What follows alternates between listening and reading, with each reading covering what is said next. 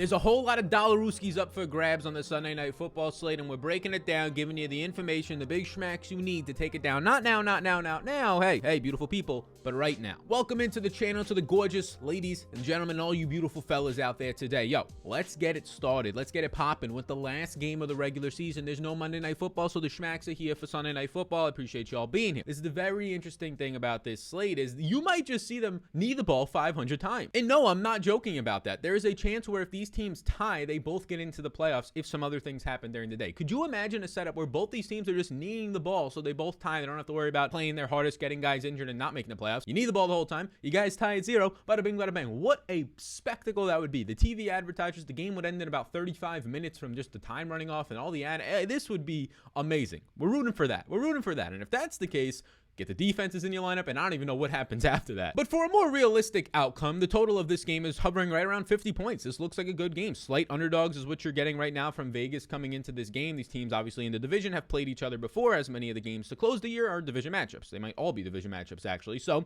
what you're getting here is, up top, Austin Ekeler. And Austin Ekeler, I mean, look, the guy, it's hard not to like him. Last week, he only ended up playing like 60% of the snaps, which is around where he plays on the season, but you'll probably see that number come up towards 65 to 70% in such a big game like this one. Austin Ekeler, look, the guy continues to see 20 touches even last week when he was limited. It's very rare that when Austin Ekeler is actually out there and healthy that he's not putting up close to 20 fantasy points. I mean, you're getting what? 22, 20, 16, 18, just missing 100-yard bonuses as well, 21 this past week as well. So Austin Ekeler is somebody that I personally am going to have a good amount of interest in. And yes, he's all the way up top at $11,600. Maybe he won't have the 4-touchdown primetime game like we saw last time that this team was basically in primetime a couple weeks back. But I feel very good about Austin Ekeler, and because of that, I'm going to end up making Mr. Austin Ekeler a yes today. And if we think about the pricing of this slate, you do have 4 guys above $10,000, but then it starts to get pretty affordable. So you can't more than likely you're not going to be able to get Allen, Herbert, and Ekeler all into the same lineup unless it's a massive onslaught and not much is happening and you find a value captain. So I do like Herbert. If I had to choose here 2 of the 3 between Allen, Herbert, and Ekeler from the same team, and really the guys above $10,000, I like Austin Ekeler, and the second guy that I do like is going to be Justin Herbert. I mean, Justin Herbert is the safest guy for 15 fantasy points on the slate, but he also has an untapped ceiling of 30 to 40 fantasy points. He's averaging 38 attempts per game and over 285 yards per game. Those are both top 3 in the NFL. The dude throws downfield, number 6 in air yards this year, and he's also top 5, actually give you a better, top 3 in deep ball accuracy. So he's taking shots downfield, which was not happening the first month to month and a half of the year. It's happening a lot more now, and he's actually accurate on those, which is leading to these big plays, which is leading to, oh yeah, give me them fantasy points. So Justin Herbert becomes a yes for me, and then it transitions to the next fella on the slate, which is going to be Keenan Allen. And Keenan Allen is an interesting one because, look, he's 10,400. Look, he continues. The volume was there for like 10 plus targets a week, and then it dropped off a little bit. Last time out, we see him see 10 plus targets again. He gets 10 targets, right? 9.9 targets per game. The elite of the elite. He gets a single high safety look in the Vegas defense where they play one safety high, which means they'll have usually like an extra guy in the box, an extra guy in the middle of the field, which could hurt Keenan Allen from where he's in the slot a lot, but doesn't mean he can't just continue to pick up 12-yard targets. He's not going to dominate downfield as often as every other wide receiver on this team, Palmer, Guyton, Mike Williams for sure. And because of just where he's priced, yeah, I mean, if you're playing one lineup, he's in a player pool for consideration, but so is about 20 other players on this slate, right? So when I'm looking at this, I'm like, okay, let's hold up here, right? Let's hold up here and actually think a little bit more about this. Where can I find, if I'm trying to build just one single lineup and start to make some differences and some distinctions for all you beautiful people, I get to the point where Keenan Allen, for me, yes, he's kind of in this price range of his own. I definitely prefer him over Derek Carr. He's going to remain in play, but if I had to choose between Herbert and Ekeler, I'd go there. Now, there's one interesting thing to point out. If you're in a lineup where you're spending all your money and you have Herbert in your lineup and you want to leave an extra $1,000 on the table, do it and get to Keenan Allen. The difference in their ceiling is not that far off, and honestly, it's probably better for Allen. The projection is going to be better on Herbert, but if you're leaving an extra $1,000 on the table to make your lineup unique, it's giving you, in your pocketbooks, a more meaningful upside. Next up is going to be Derek Carr, which if he gets back Darren Waller, we might actually see Derek Carr become something. Hasn't thrown for 300 yards since the last time Waller played, the game that he left early on Thanksgiving. He also hasn't thrown for 2 touchdown passes in his last 7 games, having 6 interceptions and 7 touchdown passes during that time. Derek Carr for me, and I know this is going to be the case, Derek Carr is going to end up becoming the guy that right now that does not look good in this range, but nobody's going to want to play him. Everybody's going to go to these Chargers dudes. Right below them is fairly priced guys in the 9 and the 8K range from his own team, and Derek Carr's been stinking lately. If Darren Waller ends up playing, and I think they are somewhat forcing him back here because it's a winner take or go home game type, right? But if Darren Waller ends up playing, it's going to be a Derek Carr that we really haven't seen over the last month and a half because he hasn't had, or month or so, because he hasn't had Darren Waller. So I would give him the benefit of the doubt at just $10,000 in a game where they're going to have to pass the ball, and this team likes passing the ball. The one problem there is The Chargers on the opposite side let you run the ball, which can slow the pace down a little bit and lead to more rushing attempts for Josh Jacobs. So although I am very aware that Derek Carr is going to be a guy who will be coming in low owned in terms of my one lineup build right now, he's not something that I'm as appealed about, but I do think he's going to be like one of the better leverage plays if Darren Waller is active. And if Darren Waller is active at $9,200, there's a couple ways that this can go. Darren Waller himself has not played in a month. He came into that game banged up against the Cowboys. He has not been fully healthy in basically 2 months. Before that, he was kind of trending in the right direction. I mean, since week 1, there was like 1 or 2 weeks before his injury that the volume started to come back up. Teams were not scared of anything over top, so they continued to play in the box a little bit more around Waller, around Renfro, because they were not scared about, at that time, Zay Jones. And they probably still are not, right? They were not scared about Deshaun Jackson, and they probably are still not. Waller has seen a 24% target share and over, so far, 8 targets per game. Waller is going to remain in play for me. If he ends up playing and the reports are seeing that he's healthy, he'll become a yes, and he'll become one of the captain priorities because of what his upside is, one of these players who balls out in primetime games. The concern is that I just don't think he's healthy. I think they're rushing him back. I think there's a real chance that he could have been shut down for the season 8 weeks ago, and then he came back, he re-injures himself, right? And now it's a whole big situation where right after that Cowboys game, if they were 2-14, he'd probably get shut down. So I don't think we're going to have a fully healthy Waller here no matter what. Derwin James and these guys in the side, it's a tougher matchup, right? So we'll see. If he's active, check the ownership. My expectation is that it's going to be a little bit higher because he's in this 9K range. Now, the next man up, I'm very interested in. I'm actually surprised to see that Hunter Renfrow is just $8,400. And I get it. Hunter Renfrow, there was a couple weeks there when he kind of shit the bed a little bit. He only had total just 8 targets in weeks 15 and 16. He ends up getting back in the right direction with 9 targets last week. Look, first time he topped 100 air yards was last week since Thanksgiving. So that's going to give you some big upside. You can expect Hunter Renfrow right now. And if Waller's back, even more attention off of him. Expect somewhere around 30 routes in this game. That's what you saw last time out against the Chargers. And just in general, when they have to higher scoring games, a little bit more of a pace up spot versus their opponent.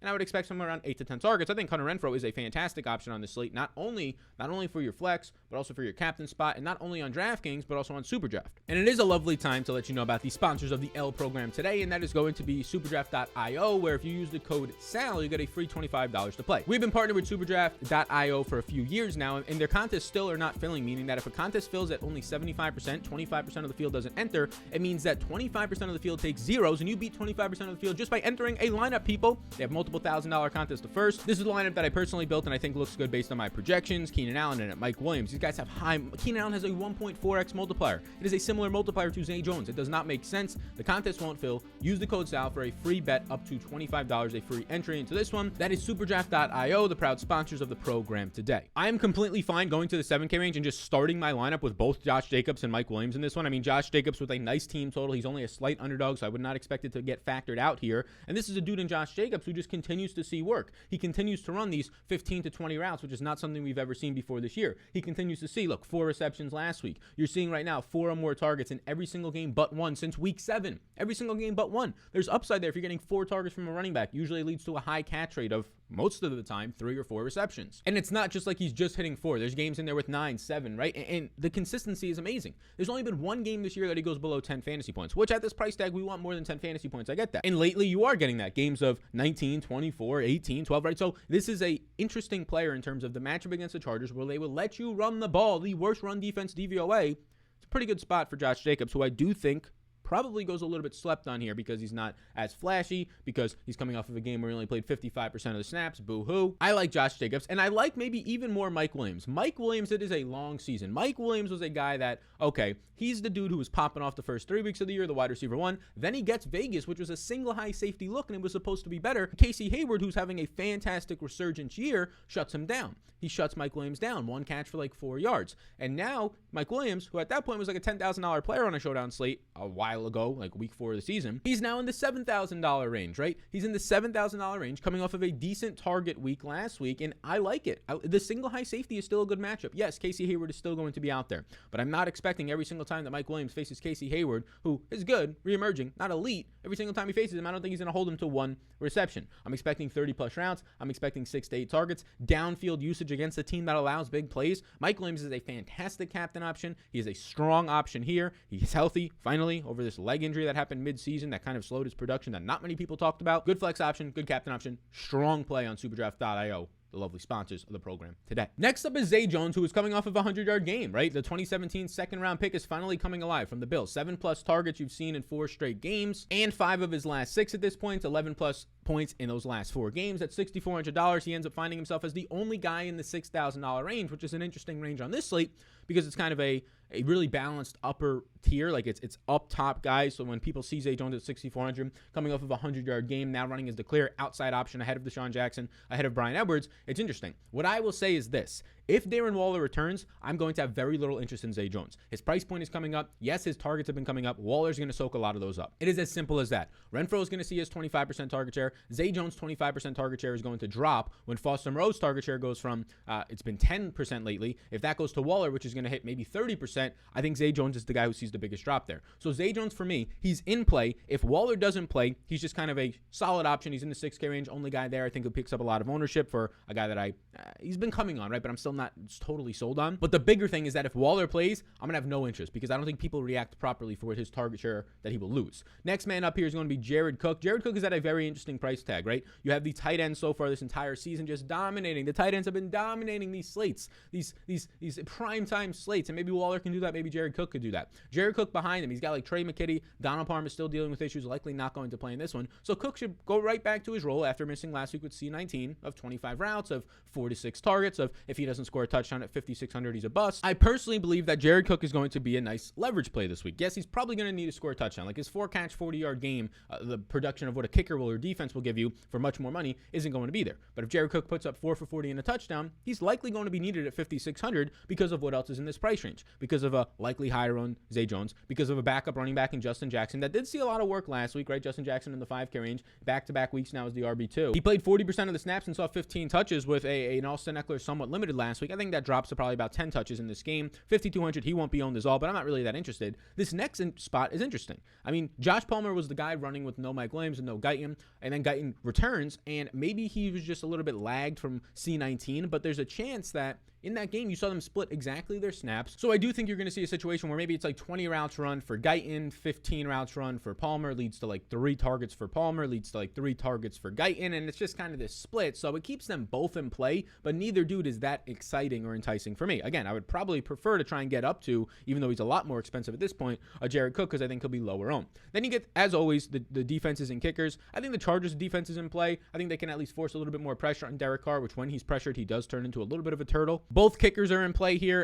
In terms of which one do I prefer, it depends on what you want to do with your lineup, right? Depends on who else is in your lineup to see if it makes sense. You can leave a little bit more money on the table for Carlson. They're both solid kickers. Carlson is probably a better scorer in terms of 50-plus yard attempts, having a higher percentage. After that, Raiders defense at $3,000, not really that enticing to me. They're not a team that forces that much pressure. They're kind of skewed from their early season numbers. They're not a good secondary. I'm not just there in the Raiders. Their run defense, okay, I'm not there otherwise. And then the below $3,000 range, the range where everybody says, hey, Sal, where the value at, baby? I think you can probably get unique with an interesting build of a Mike Williams who's a little bit cheaper in the captain spot, of a Josh. Like, get these guys who maybe they don't have a 10% hit rate of their captain spot, but it's like a 6% rate. You're saving a lot of money, and you can build a different type of a lineup than other people. And if that's going to be the case, I think that you're going to have a lot of upside in terms of your overall lineup because you don't have to dumpster dive down here where there's not much to dumpster dive for. Like, generally speaking, Foster Moreau, if there's no Darren Waller, Foster Moreau is the best play below $3,000. He'll run 25 routes. He'll see on average 4 to 6 targets and touchdown upside. So Moreau, if there's no Waller, is the best play below $3,000. He's likely the best play, honestly, below $6,000. And if Waller's in, which he's trending to play right now, Waller is questionable, but he is trending to play limited practice every single day this week with his knee injury. If Waller is in, then Foster Moreau is a no. Bryan Edwards and Deshaun Jackson are naturally going to pick up ownership in this range. Probably both are around 10% owned. I don't really want to play either of these dudes, right? They kind of lost. If Waller is in, they're going to lose all the targets. Zay Jones is already stealing the targets from these guys. Bryan Edwards is still running as an outside receiver, running 24 more routes in 5 straight weeks. He's just not getting any separation. He's playing his highest snaps he's seen in a month last time out, but expect just 2 to 4 targets, and he's not getting air yards. Zay Jones is running downfield more. And again, if Waller returns, it does not just hurt a Zay Jones. It does not just hurt a Foster Moreau. It hurts these guys who are barely getting on the field or barely seeing a target share, and Bryan Edwards, and also Deshaun Jackson, who is clearly operating as the wide receiver 4. He's averaging just 15 routes run each of the last 3 games, and this is the interesting thing with Deshaun Jackson. Like, we expect Deshaun Jackson to be the guy who's getting the downfield usage. Over these last 3 games, when he's running just 15 routes a game, he's not seeing deep targets, right? He's seeing air yards in those games at this point of like 4 air yards per. He's on running underneath routes. It makes no fucking sense, this offense. So I'm going to be pretty clear here. Bryan Edwards and Deshaun Jackson, again, they're cheaper receivers. If you're playing 150, they're in play. If I'm playing one lineup this week, I just don't like them. Especially if Waller is in. None of these dudes below $3,000 stand out. Peyton Barber, he's going to probably see, he's playing 20% of the snaps these last couple of games. He's going to see 4 carries. He's going to see a target, right? So 5 touches at $1,000, unless he gets a couple red zone touchdowns or Josh Jacobs gets injured. Knock on wood, he doesn't. for the health, I'm not interested. So where are we going? I mean, you close it up with Trey McKitty. He's going to go being a backup, right? He's going to see 5 routes at this point as the backup tight end. Not that interesting. And then you close it up with Jalen Richard after that, who has actually seen his snaps come up. He ran 12 routes, his most routes on the season. That's taking away from the potential quote-unquote upside from what could potentially be out there for Peyton Barber, which I don't think we think there's much upside there. And other than that, like, yeah, Jalen Richard might see 3 targets in the air. At the price tag of $200, he's like the only dude below $1,000. There's only 2 of them. If you wanted to go to one of them, it would be Jalen Richard. He's seen his snaps go from 14%, 13%, and 20% in his game since returning. But over that time, he has just 4 touches for 32 yards. So I don't think you're going to get much upside there. If they end up trailing in this game, maybe he runs 15 routes, catches 3 balls for like 20 yards. Maybe 5 points is enough for you. But that's a whole lot of no's on the screen if you're watching on the YouTube version, because below $3,000, I'm not interested. If Waller is out, Morello's the best play. It gives a slight bump to Deshaun Jackson and Bryan Edwards. If you said, Sal, the gun is to your head, Waller is indeed playing, who below the stranger you're playing? I like my lineup and I just need one of them. I'd say, you know what? Go out there and just say, fuck it, and play Bryan Edwards, because he's at least running 20 to 25 routes a game. You probably don't get much from him, but you at least see 3 or 4 targets, which I don't think Deshaun Jackson ends up getting now that Zay Jones has kind of taken Deshaun Jackson's role, and he's playing very well in that role in this offense as the downfield guy. So I appreciate you tuning in today. Thank you for tuning in so much. If you want my projections, rankings, optimizer ownership, any of the lovely tools that we have, it is all linked down below on Patreon, not just for this sport, but for golf, for MMA returning next week, for NBA. Go ahead, check it out. Come on into the family. We have a Discord of 1,000 members that are having a lovely time in there, and you can join it as well. The community of like-minded people. Get all the tools, get all the schmacks for you. And if you want to support the sponsor of the program today, SuperDraft.io, if you use the code SAL on your first deposit, you get a free $25. Those contests will not fill, so go ahead and try and have your best odds on the slate of winning 25 plus bucks. And I already know people are going to get into my DMs and say, hey, Sal, which props do you like on the last game of the year? So I got to give you one. I already mentioned why I like these players. I like Mike Williams in his single high looks. I don't think that is going to happen again, that he only has 1 catch, over 50.5 receiving yards. And I have Josh Jacobs over 55.5 rushing yards. I think Jacobs sees 15 carries. I feel good that he can average somewhere around 3.5 yards per clip to hit this number. So you take the over Mike Williams receiving, Josh Jacobs over 55.5 rushing yards. I combine those lovely 2 props together on prizepicks.com. If you're brand new, you use the code SAL, you get a free bet up to $100. And we have a lovely, lovely day together. And that's how we end the NFL season. With those props, we hit them, we hit some showdown winnings, and we go right into the postseason where your boy's going to be with videos every single day. Thanks for tuning in, everybody. It's been a lovely regular season. Let's take this lovely, lovely year we've been having. The profits, the Dollaruskis, the big binks we had earlier in the year, the solid wins to close the year. Let's go right into the postseason. I appreciate you all a ton. I will see you when I see you, gang, and I'll see you in the next one.